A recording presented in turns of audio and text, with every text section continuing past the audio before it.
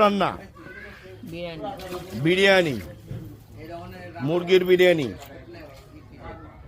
আলু সিদ্ধ, পানি,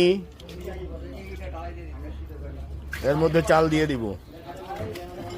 চুলাটা খুব সুন্দর, খালাম্মার হাতে বিরিয়ানি সেরকম। আর খালাম্মার হাতের বিরিয়ানি তো মানে খাওয়ার পরে বলতে হবে যে হ্যাঁ অনেকদিন পর একটা জিনিস খাইছি। এই যে আমার ভাতিজি রান্নার master, little little little grand master cooking.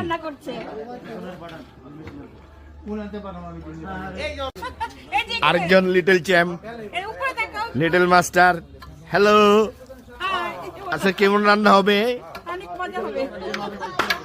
Good. কলা পাতার সাথে খানা।